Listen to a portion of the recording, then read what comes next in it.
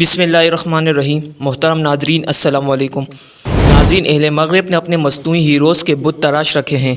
ان سے منسوب جھوٹی سچی کہانیوں پر مشتمل میڈیا اور فلموں کے ذریعے انہیں ضرورت سے کہیں زیادہ اجاگر کر کے دیگر اقوام عالم کو مرعوب کرنے کی سعی کی جاتی ہے اور لوگوں کو یہ باور کرانے کی کوشش کی جاتی ہے کہ ہمارے ہیرو کا مقابلہ دنیا کی کوئی طاقت نہیں کر سکتی، وہ اکیلے ہی دشمن کی صفوں کو تیز نیز کرنے کے لیے کافی ہے۔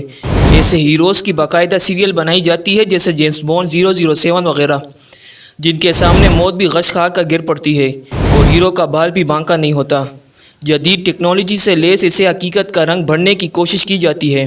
یہ سب فارمولہ فلمیں ہوتی تھی جو عوام کو بیوقوف بنانے اور پیسہ ایٹھنے کے لیے بنائی جاتی تھی، جبکہ حقیقت سے ان کا کوئی تعلق نہیں ہوتا تھا۔ لیکن آج کی اس ویڈیو میں ہم آپ کو ان اصل مرد میدان سے روشناس کرائیں گے جن پر کبھی کوئی فلم نہیں بنی، البتہ تاریخ ان کے کارناموں سے بھری پڑی ہے۔ یہ وہ لوگ تھے جو موت کو زندگی سمجھتے تھے، انہی حقیقی بہادروں میں سے ایک جنہیں دنیا کا تیز ترین جاسوس کہا جائے تو غلط نہ ہوگا۔ یہ آپ ویڈیو دیکھ کر جان پائیں گے، لہٰذا آپ سے گزارش ہے کہ ویڈیو کے ساتھ رہیے اور ویڈیو کو آخر تک ضرور دیکھیے۔ نڈر، بے باک اور بہادری سے سرشار، خدا اور اس کے رسول صلی اللہ علیہ وآلہ وسلم کی محبت میں ڈوبے ہوئے، جنہوں نے دنیا کی تاریخ بدل کر رکھ دی۔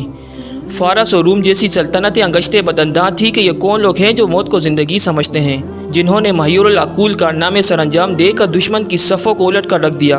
ناظرین، آئیے ہم آپ کو ایک میدان جنگ میں لے چلتے ہیں جہاں اسلامی افواج اور لشکر فارس آمنے سامنے ہیں۔ اسلامی لشکر کے کمانڈر کو دشمن سے متعلق اہم معلومات درکار ہیں۔ اس زمانے میں وسائل محدود تھے، جدید ٹیکنالوجی ابھی ناپید تھی۔ ایک ایسے بطل جلیل کا کارنامہ جس نے جاسوسی کی دنیا میں تہلکہ مچایا۔ انہیں اگر دنیا کا تیز ترین جاسوس کہا جائے تو غلط نہ ہوگا۔ انہوں نے تن تنہا اپنے کمانڈر کو تمام معلومات فراہم کرنے کا سامان فراہم کر دیا جس کی انہیں اشد ضرورت تھی۔ سیدنا سعد بن ابی وقاص رضی اللہ تعالیٰ عنہ کو لشکر فارس کے بارے میں معلومات درکار تھی۔ انہوں نے اپنے لشکر سے 7 آدمیوں کا انتخاب کیا جو جنگی حکمت عملی کا نہ صرف شعور رکھتے تھے بلکہ بہادری میں بھی یگانہ روزگار تھے۔ انہیں حکم دیا گیا کہ لشکر فارس کے بارے میں معلومات اکٹھی کر کے لائیں اور اگر ممکن ہو سکے تو لشکر فارس سے ایک آدمی کو گرفتار کر کے لائیں۔ یہ 7 ایمان والے اپنے مشن پر نکلے ہی تھے کہ وہ یہ دیکھ کر دنگ رہ گئے کہ دشمن کا لشکر ان کے سامنے کھڑا ہے، جبکہ ان کا گمان تھا کہ لشکر ابھی دور ہوگا۔ صورتحال دیکھ کر انہوں نے مشورہ کر کے واپس جانے کا فیصلہ کیا، مگر ان میں سے ایک مجاہد نے امیر لشکر سیدنا سعد بن ابی وقاص رضی اللہ تعالیٰ عنہ کی جانب سے لگائی گئی ذمہ داری کو انجام دیے بغیر واپس جانے سے صاف انکار کر دیا اور باقی 6 افراد مسلمانوں کی جانب لوٹ آئے، جبکہ اسلام کا یہ بطل جلیل اپنی مہم کی ادائی کے لیے فارس کے لشکر کی جانب تن تنہا بڑھتا چلا گیا۔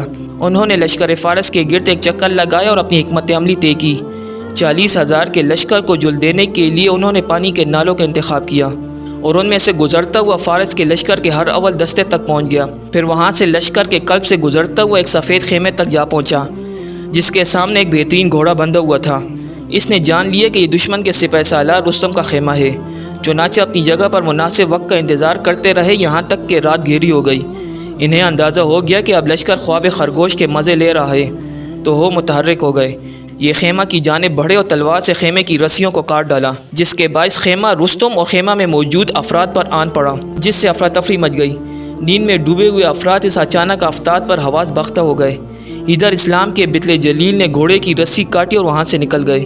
اس سے ان کا مقصد فارسیوں کی تضحیک اور ان کے دلوں میں رعب پیدا کرنا تھا۔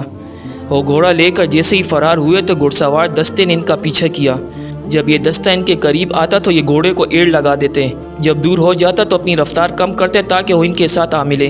یہ آنکھ مچولی کھیلنے سے ان کا مقصد یہ تھا کہ کسی طرح ان میں سے کسی کو گرفتار کر کے حضرت سعد بن ابی وقاص رضی اللہ تعالیٰ عنہ کے پاس لے جائیں تاکہ ان کے حکم کی تعمیل ہو سکے۔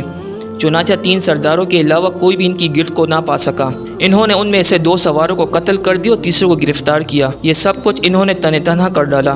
قیدی کو پکڑا اور نیزے کی انی اس کی پیٹھ سے لگائی اور اسے اپنے آگے ہنکتے ہوئے مسلمانوں کے لشکر جا پہنچے اور حضرت سعد بن ابی وقاص رضی اللہ تعالیٰ عنہ کی خدمت میں پیش کر دیا۔ سپہ سالار نے جب اس سے سوالات شروع کیے تو فارسی کہنے لگا، مجھے جان کی امان دو، میں تم سے سچ بولوں گا۔ سپہ سالار کہنے لگے، تمہیں جان کی امان دی جاتی ہے اور ہم وعدے کی پاسداری کرنے والی قوم ہے، لیکن شرط یہ ہے کہ ہمارے ساتھ جھوٹ مت بولنا۔ پھر حضرت سعد بن ابی وقاص رضی اللہ تعالیٰ عنہ نے کہا، ہمیں اپنی فوج کے بارے میں بتاؤ۔ فارسی انتہائی دہشت اور ہذیان کی کیفیت میں کہنے لگا، اپنے لشکر کے بارے میں بتانے سے قبل میں تمہیں تمہارے آدمی کے بارے میں بتاتا ہوں۔ کہنے لگے، یہ آدمی جس نے مجھے گرفتار کیا ہے، ہم نے اس جیسا شخص آج تک نہیں دیکھا۔ میں ہوش संभाले ही जंगों में पला बड़ा हूँ, लेकिन इस आदमी ने मुझे हैरत में डाल दिया है। इस शख्स ने 2 फौजी छावनियों को अबूर किया जिन्हें कोई बड़ी फौज भी अबूर नहीं कर सकती थी। फिर इसने सिपह सालार का खेमा काटा और उसका घोड़ा ले उड़ा। घुड़सवार दस्ते ने इसका पीछा किया जिनमें से महज 3 अफराद ही इसके गिर्द को पा सके। इनमें से एक मारा गया जो हमारे नज़दीक जिन्हें हम 1000 के बराबर समझते थे। फिर दूसरा भी मारा गया जो हमारे नज़दीक 1000 अफराद के बराबर था। वो दोनों मेरे चचा के बेटे थे। मैंने इसका पीछा जारी रखा। उन दोनों मकतूलीन के इंतकाम से मेरा सीना दहक रहा था। मेरे इल्म में फ़ारिस का कोई ऐसा शख्स नहीं जो कुव्वत में मेरा मुकाबला कर सके। जब मैं इससे टकराया तो मौत को अपने सर पर मंडलाते पाया। चुनाचा मैंने अमान तलब करके कैदी बनना कबूल किया। अगर तुम्हारे पास इस जैसे और अफराद हैं तो तुम्हें कोई शिकस्त से दोचार नहीं कर सकता। फिर उस फ़ारसी ने इस्लाम कबूल किया। नाज़रीन, क्या आप जानते हैं कि ये अजीम बितले जलील कौन थे जिन्होंने लश्कर फ़ारस को दहशतज़दा कर दिया, उसके सालार को रुसवा किया और उनकी सफ़ों में नकब लगा कर सही सलामत वापस आ गए।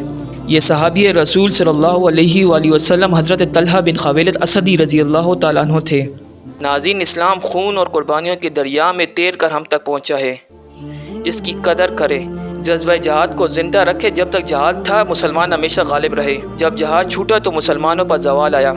कम अज़ कम अपने बच्चों के नाम इन इस्लाम के हीरोज़ के नाम पर रखें ताकि इन्हें पता चले कि इनका नाम किसके नाम पर है और नाम का असर शख्सियत पर पड़ता है, और इनकी तरबियत ऐसे करे कि इस्लाम का मुस्तक़बिल रोशन करने में अपना किरदार अदा कर सके। के साथ आज की वीडियो आपको ज़रूर पसंद आई होगी। वीडियो पसंद आने की सूरत में वीडियो को लाइक करना मत भूलिए और इसे अपने दोस्तों के साथ ज़रूर शेयर कीजिए।